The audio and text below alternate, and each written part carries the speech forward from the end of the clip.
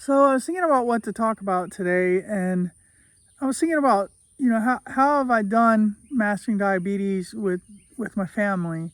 I have 7 kids. 5 of them are grown and flown, living out on their own, and 2 are still at home. The 2 that are still at home is my daughter, who's 17. She'll be 18 towards the end of this month, and a son who is 16, who will be 17 in November. And they're very, very self-sufficient kids, very supportive kids, and my husband.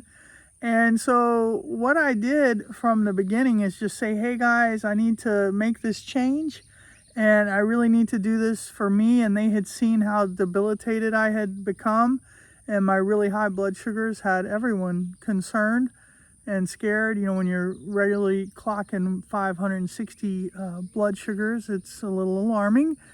And so they were very supportive, and I said, look, you can eat with me or you can make your own food, because everybody in this house is grown enough to fend for themselves. And if there's something you need from the grocery store, I'll get it. Nobody has to make any changes with me. It's your life. You eat how you want. But I need to do this for me, and I need to focus on me. And I found that as I was preparing my food, my husband was always eyeballing my plate and drooling over what I had. And in the beginning, he was eating with him and the kids.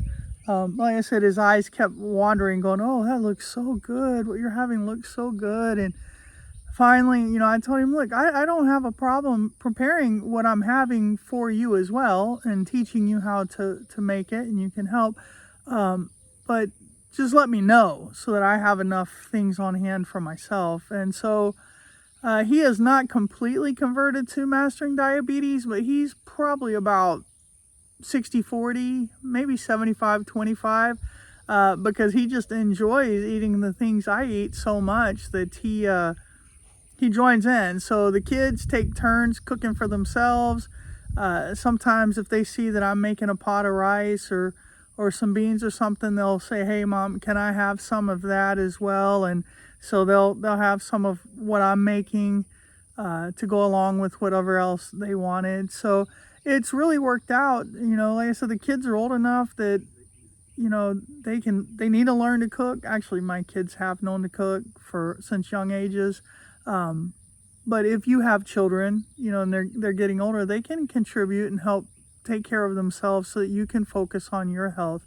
Because this diabetes is no joke, and the longer it runs out of control, the more consequences there are to it. And I've experienced that. But I'm since May 12th doing the Mastering Diabetes program, and I have by no means arrived to a full health or know all the answers, but I feel the improvements in myself. And I'm not talking about just the weight loss. It's really easy to get caught up in the weight loss, but I'm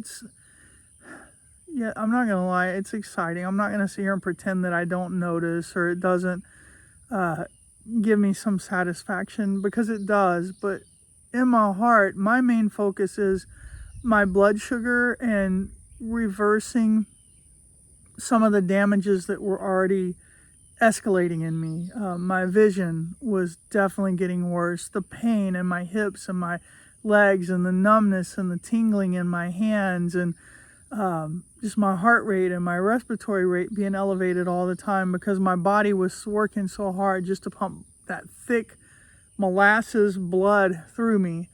And it's just turning around so quickly. I mean, just since May the 12th, my resting heart rate has dropped from, I think it was running like 89, my resting sleeping heart rate, to now my resting heart rate is 66. And it's like my body has just breathed this big sigh of relief as everything's gotten easier. I still have a long way to go, and I know that inevitably the weight loss will, hi Lizzie, the weight loss will be what helps me to become less insulin resistant. So I definitely will be keeping tabs on that. But she really wants to get in here now. She's back from her walk. She needs mommy time. But I just encourage you, if you're on the fence or wondering if you can do this, you can.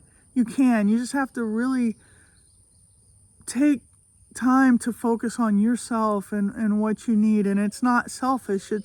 it's your life, and your life matters, and your life is worth it. And you know what? You may have to draw some hard lines with your family. Luckily for me, my family has been very supportive. My husband has been very supportive.